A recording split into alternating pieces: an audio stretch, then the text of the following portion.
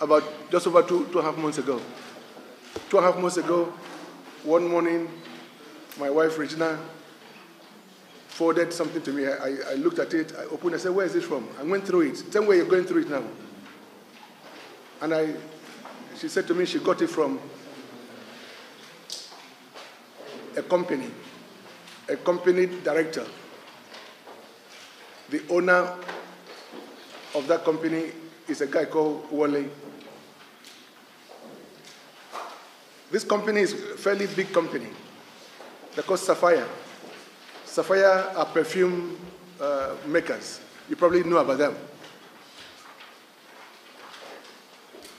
Regina happens to be one of the brand ambassadors for Sapphire, the perfume company.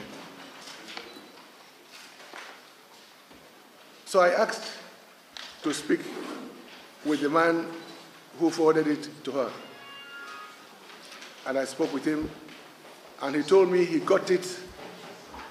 This thing was sent to him by a gentleman who was in prison at the time.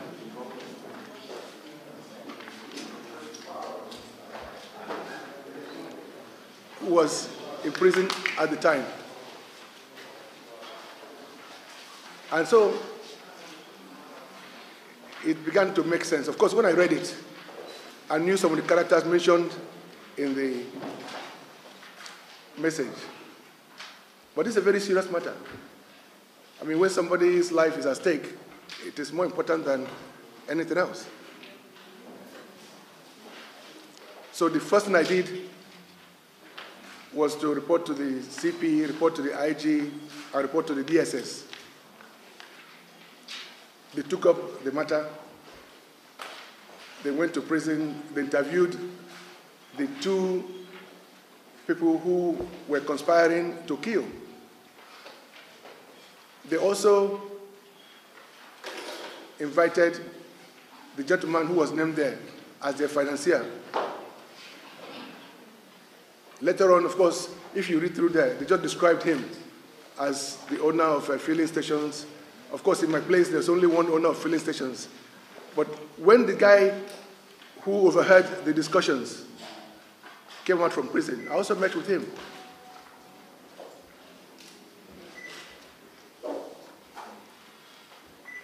He gave further statements to the police and to DSS. But beyond that, he also began to express fear that those people were threatening him for leaking the information to kill me.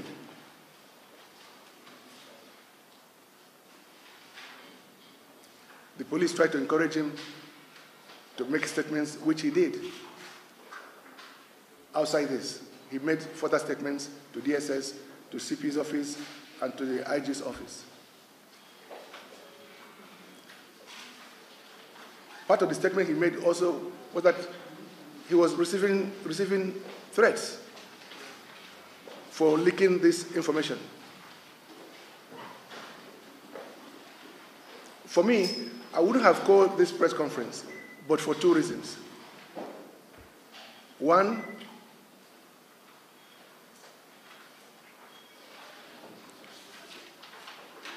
and perhaps even more importantly, is that the person mentioned in the documents and the further statements, Gabriel Obeche, the owner of Rain Oil, began to say that I concocted the story.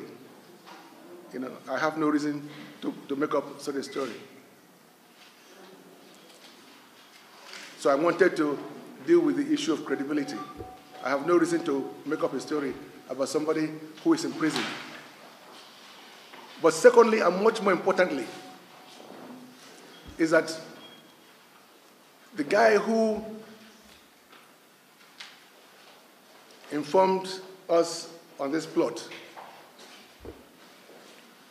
just as he feared for his life, he died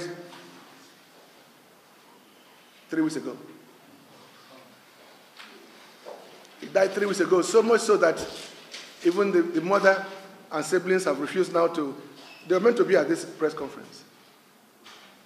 The gentleman at Sapphire Perfumes, Wale, was also meant to be here, but he said he's also scared for his life because the way and manner that the gentleman died is still a mystery and suspicious. We just felt at some point that having gone to the police would have been enough. At least once they were told that the plan has leaked, that might encourage them to abort whatever they wanted to do, but it didn't seem to have worked. So I just thought that I should talk to you about this, and of course we can talk about the country or other issues that you might want to talk about. I know one or two of you here want to talk about Paris Club reforms and all that. You read about it. But investigations are ongoing on the plot to assassinate and on the death of this young man. His name is O.C. Bosa. O.C. Bosa is not your typical prisoner. Apparently, from what I understand, he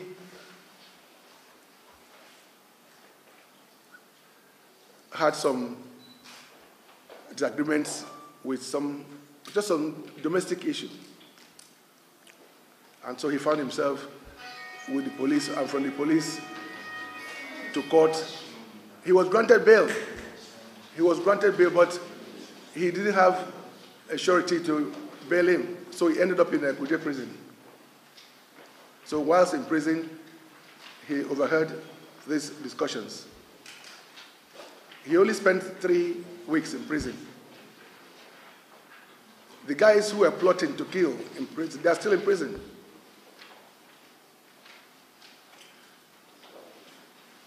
So I just thought I should bring this to the attention of the media for reasons that I've told you already.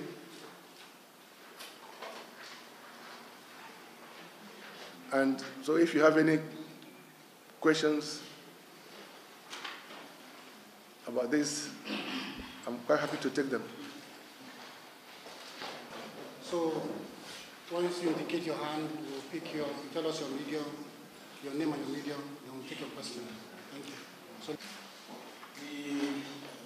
one of the characters, yes. And then we're all aware that there are some issues that have to do with If not for the issues back home, there's nothing else.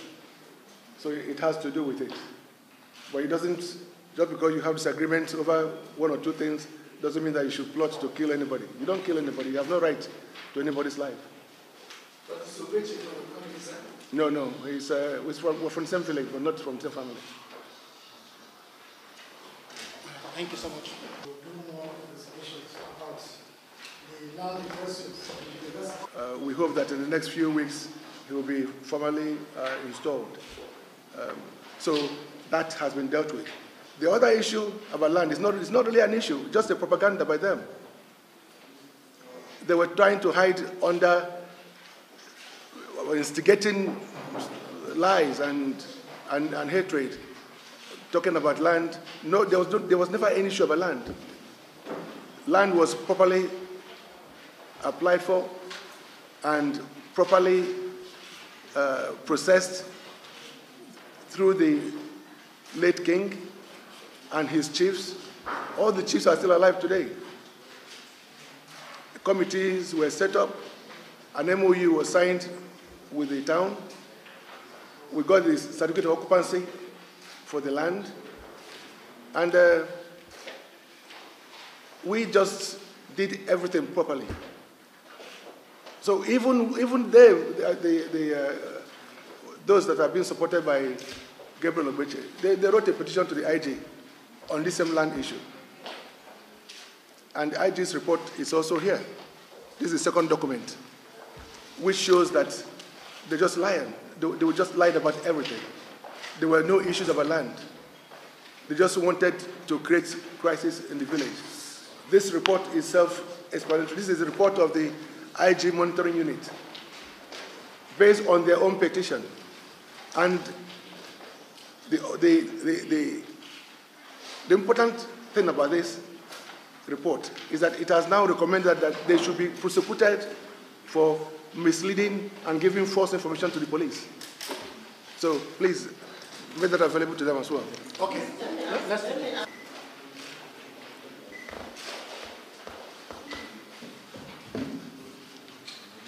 I am not one of those that believe in Hausa president or Igbo president or Yoruba president.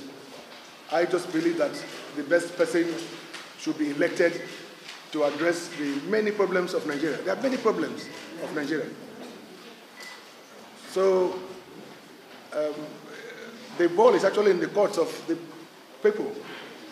At the right time, you people must decide, are you going to continue with the status quo, the way things are done, or are you going to look for new brains, new ideas, new policy makers that could make a change in the economy of Nigeria? The problem of Nigeria is not really about tribes or religion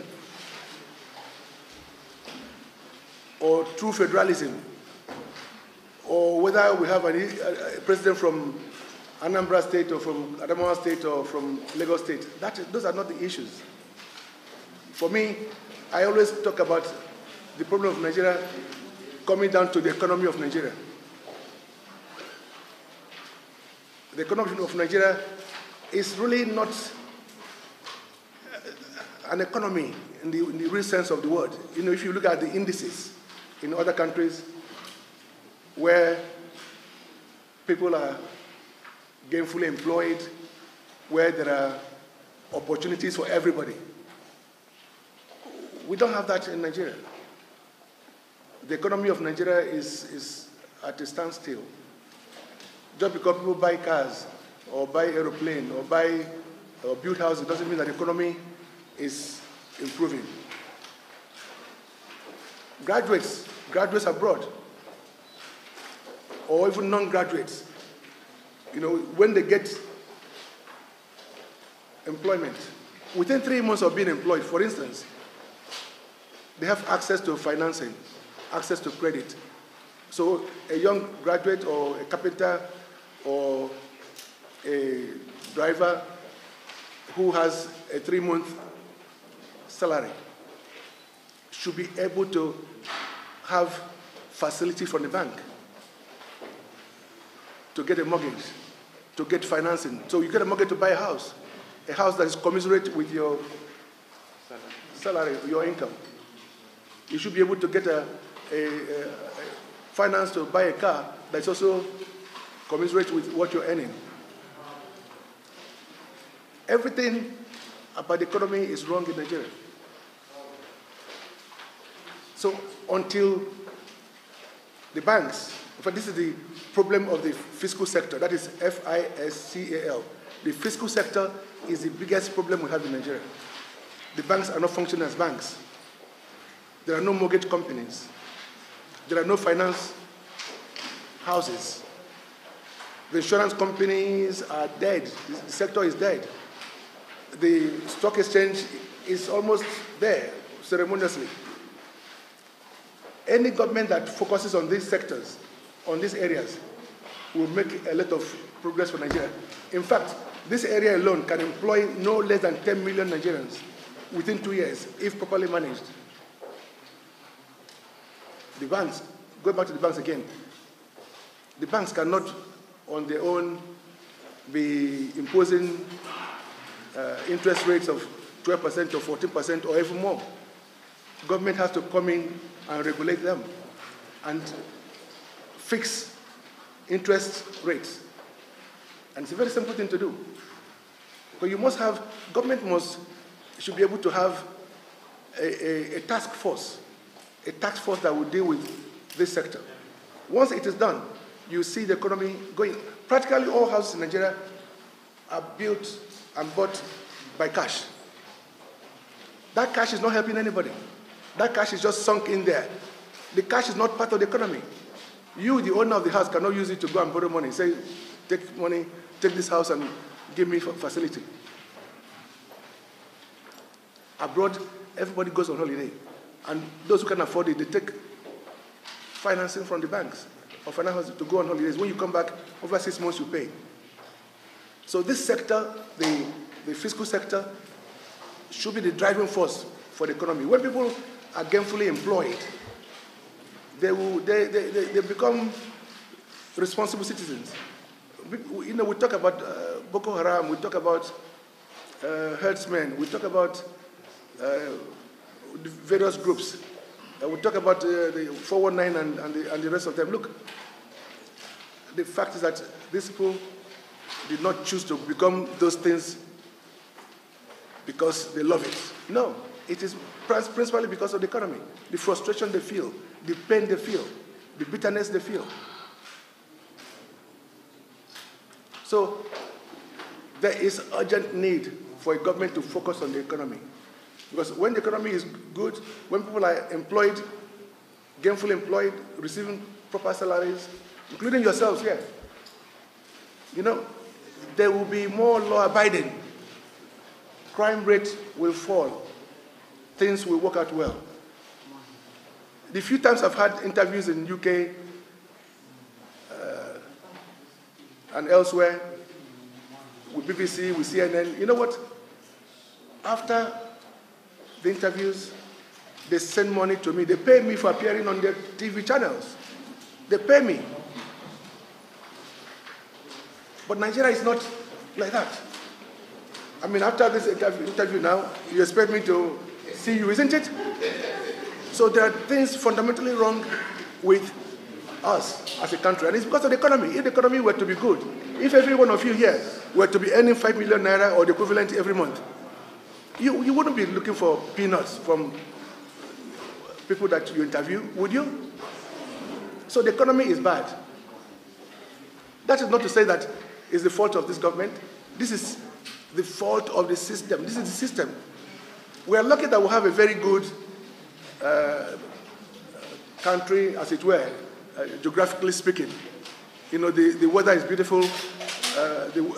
We can farm all year round almost. We produce many things here. We just need to address the economy properly, and you will see the difference. I mean, as I said before, in UK, a graduate or an artisan that gets a job and gets a mortgage or financing, they are more likely to stay in their jobs for the next 10, 15, 20 years. So they become disciplined. They don't want to lose those jobs. Because if they have any problems, all those their finances will go haywire and they'll be in trouble. So it pays them to remain honest. It pays them to work hard. But they have a clear vision of what life holds for them. But here, there's no clear vision. Everybody is running around in circles. Everybody. And this is not good. So time will come when you have to choose the right leadership that will give you what you want. Let me say this. I admire the current president, Buhari. I admire him. Do you know why I admire him? Because I like honesty. I love honesty. And he's an honest man. Yes, age might not be on his side. Yes, ill health might be a problem because we all have such challenges. But if he became an elected president when he was in his 40s, I'm sure there would have been a lot of difference. You know what he did as a military head of state. So it's not just about the head of state or the president being an honest person. Everybody around him also has to cue in and deliver for the interest of the people. All right, thank you so much. Let me, I'm coming. Yes, your second issue on Paris Club, yes. Let me tell you, Paris Club work began as far back as 2002 with Boni Haruna Nyame of Taraba State,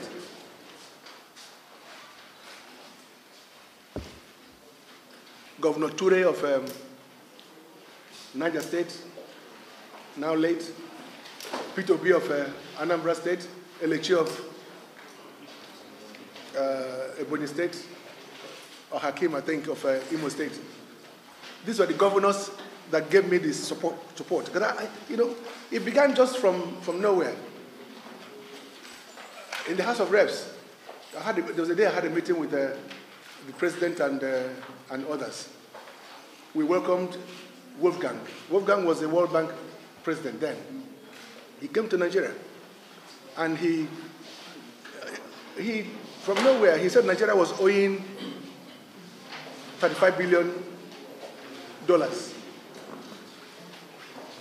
That's what he said.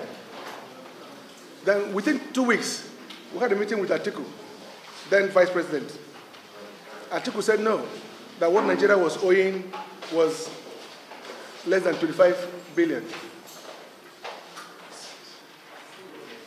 But I felt that they were both wrong. That was why I discussed and made further case for the president to review our foreign loans, all foreign loans. And you know, the rest is history, because through that work, with the help of Ministry of Finance and others, you now know that Nigeria exited from the foreign loans. But before then, many of these states could not deal with the monthly deductions from their allocations. These are direct deductions were being used supposedly to finance the foreign loans. But one thing that Obasanjo did, and I give thanks to him, was that as soon as I told him that federal government should stop deducting loans, stop deducting money from the monthly allocations of states, he agreed. That meant that states had more money to deal with things. So the next challenge was to work out how much the states had overpaid over time. For example, by the time I began to do the work, according to federal government figures, Abia State was owing over $500 million. Abia State alone. I chose Abia because that's the #1 state. But by the time we went to court in London and other places, we discovered that Abia State was owed a refund of over $300 million. And so, the same story went around all the states. Of course, local governments never borrowed any money. Local governments never borrowed a penny. But the money that they were meant to be shared between the 3 tiers of government, you know what they call first line charge. What they would do every month, they would take money, if there was about 1 trillion naira to be shared amongst all the states, they would take about 10% of it to service foreign loans. I said that was wrong. You cannot be taking money belonging to the 3 tiers of government to service loans that local governments did not take. So I took federal government to court as well. Apart from taking them to court on behalf of all the states. I'm going to cut it short. At the end of the day, local governments and states were refunded just over $13 billion. They've been refunded everything. So the issue you read about or heard just came from some individuals who said they are down the new interim management committee of Algon. Of course, I know that there's nothing like that. They were just busybodies who just wanted to raise some dust I don't need any court order to be paid for what I've done because I already have all the judgments. And federal government has been paying. They're paying. So most of the things you read are not true. I just believe that we have some enemies there who will always want to create problems, say some stupid things to the media. But the fact is that, yes, I've done my work. Money has been refunded fully to the states and local governments. And I deserve my fees. Just like you. You work every month, you get paid, isn't it?